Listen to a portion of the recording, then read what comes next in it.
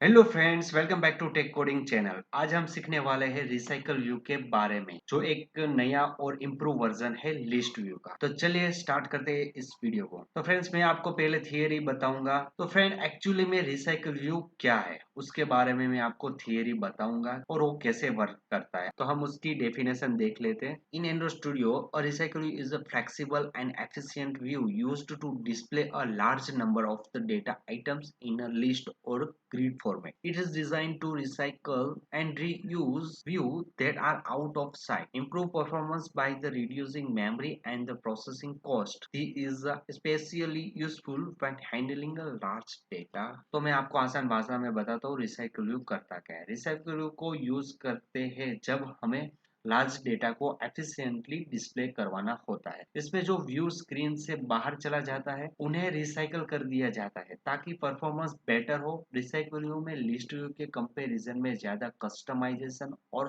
Feature होता है। Okay, ये सिंपल रिसाइकल व्यू का कंसेप्ट है। मैं आपको एक डायग्राम के द्वारा आपको समझाता हूँ। जो हम लिस्ट व्यू से काम चलाते थे, तो अभी हमें रिसाइकल व्यू को यूज क्यों करना पड़ता है। तो चलिए मैं आपको डायग्राम के द्वारा समझाता हूँ। तो लेफ्ट साइड हमारा लिस्ट व्यू है और राइट साइड हमारा रिसाइकल व्यू। तो लिस्ट व्यू में क्या होता है, जब हमारा 200-300 रिकॉर्ड होते हैं तो कोई प्रॉब्लम नहीं। जब भी हम हमारी एप्लीकेशन कोई ई कॉमर्स होती है क्या, या फिर कोई बड़ी एप्लीकेशन होती है, उसमें लार्ज ऑफ डेटा आता है, मीन्स 50,000 60,000 एक साथ डेटा लोड होता है।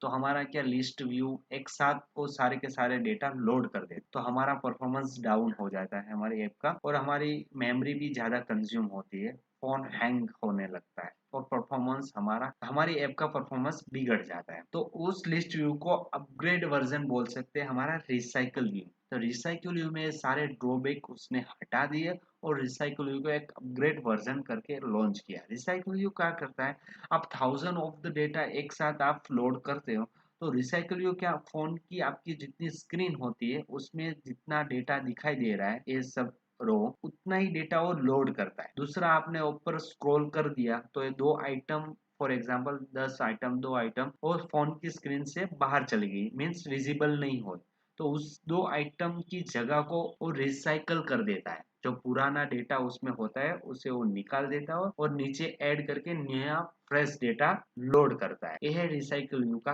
कंसेप्ट। अब जैसे जैसे स्क्रॉल करते जाओगे और डेटा नया नया आता जाएगा, मीन्स हमारी मेमोरी कंज्यूम ज्यादा नहीं होगी और परफॉर्मेंस भी बेटर होता जाएगा। ओके, अभी बात करते हैं हम components of recycle view. Okay, recycle view के कुछ बेसिक कंपोनेंट होते हैं। रिसाइकल व्यू खुद, लेआउट मैनेजर, अडेप्टर और व्यू होल्डर। अभी इन्हें एक एक करके हम समझते हैं। तो recycle view, the main components of the content the list of item. ये मेन कंपोनेंट है जो लिस्ट ऑफ आइटम को होल्ड करके रख, मीन्स रिसाइकल व्यू हमारा लिस्ट ऑफ आइटम को होल्ड करके रख। लेआउट मैनेजर, तो इसका काम होता है कि आइटम को किस तरीके से लेआउट करना है, लीनियर, ग्रिड, स्टैगर्ड फॉर्म में।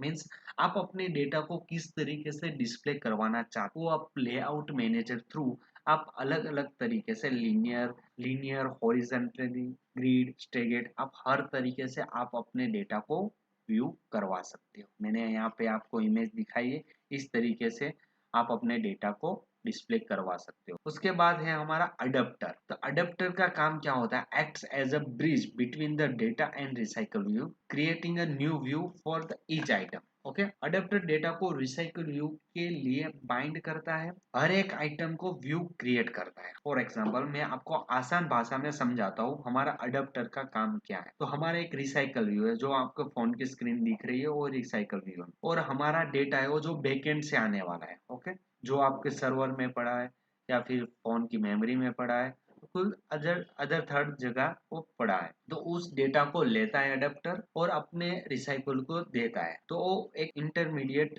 वो ब्रिज का काम कर, जो आपको डेटा को वो अडेप्टर वहां से लेता है डेटा सोर्स में से और रिसाइकल व्यू को प्रोवाइड कर। ओके, ये है सिंपल अडेप्टर का काम। ओके, उसके बाद है व्यू होल्डर। तो holder reference to the item view, improving performance by avoiding a repeated find view by id calls. Okay, आपका व्यू एक बार आप आईडी फाइंड कर देते हो व्यू होल्डर के यूज करके, तो आपको पूरे प्रोजेक्ट रिपीटेडली उसको क्रिएट करने की जरूरत नहीं। तो ये था हमारा बेसिक रिसाइकल व्यू का कंसेप्ट। अब हम एंड्रॉइड स्टूडियो में रिसाइकल व्यू को सेटअप करेंगे। तो आज के लिए इतना ही। नए अगले वीडियो में हम रिसाइकल व्यू का प्रैक्टिकल डेमो के साथ हॉरिजेंटली लीनियरली ग्रिड के साथ हम हमारे आइटम को शो करेंगे। आपने अभी तक हमारे चैनल को सब्सक्राइब नहीं किया तो प्लीज सब्सक्राइब कर लीजिए और इस वीडियो को लाइक जरूर करें। तो फ्रेंड्स आज के लिए इतना ही।